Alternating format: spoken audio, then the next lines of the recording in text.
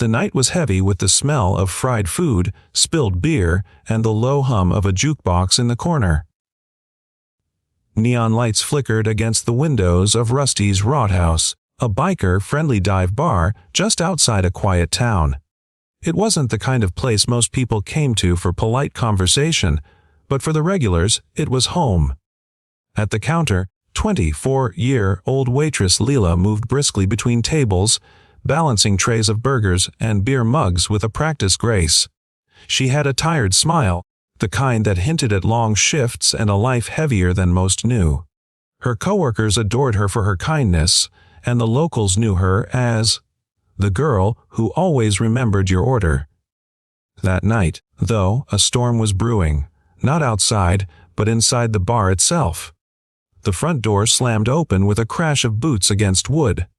A group of bikers strode in, leather jackets glistening with rain. At their head was Ryder, tall, broad, and carrying an air of authority. His reputation preceded him. Part tough guy, part mystery.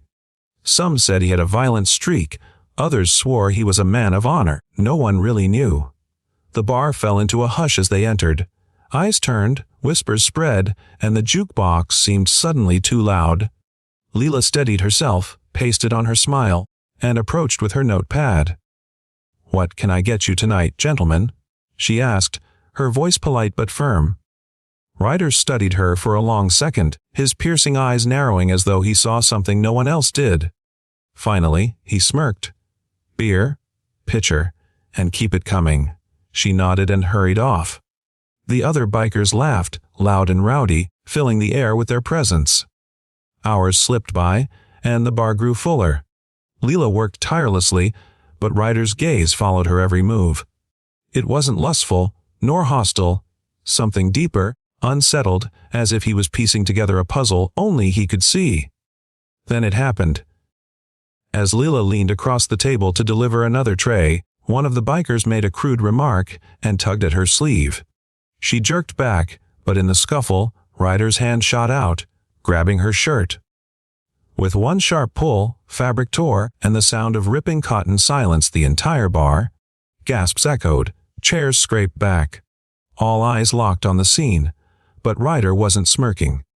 His face had gone pale, his hand frozen midair, because beneath the torn shirt, on Leela's shoulder and upper arm, were deep, dark bruises, the kind no accident could explain.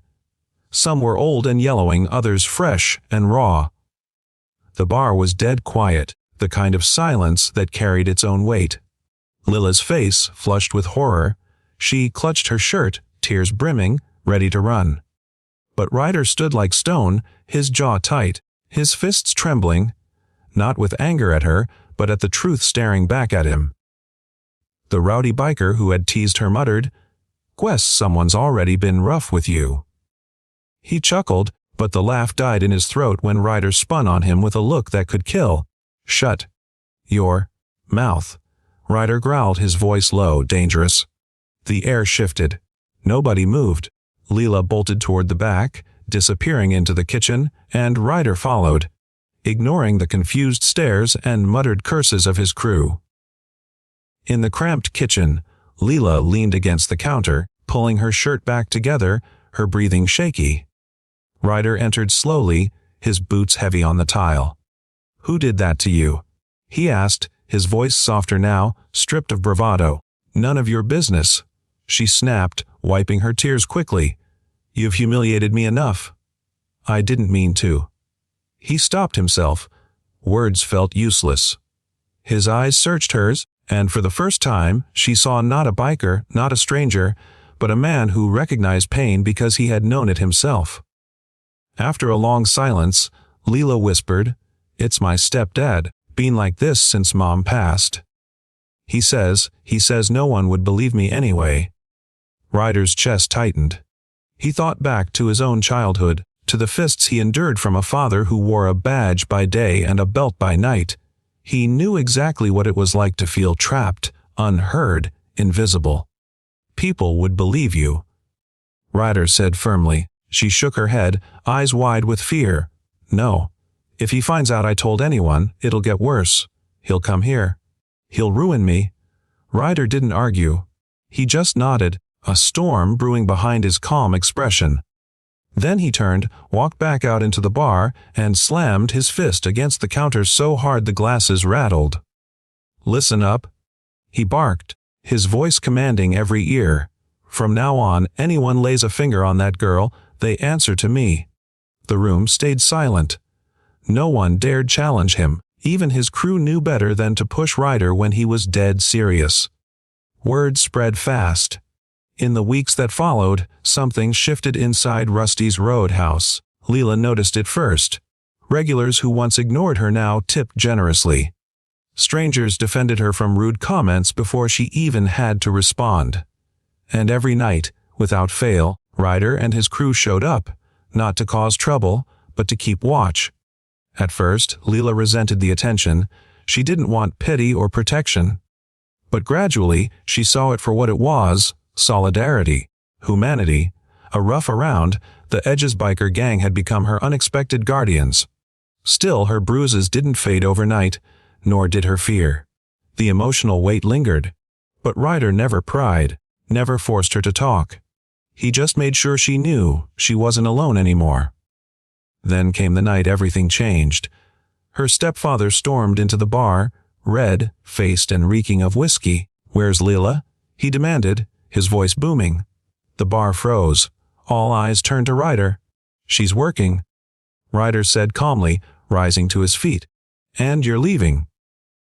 "I ain't going nowhere," the man snarled, lunging forward. Before anyone could blink, Ryder grabbed him by the collar and slammed him against the wall. The entire bar gasped, but no one moved to stop him.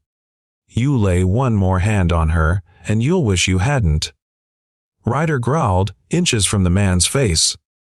"She's not your punching bag, not anymore."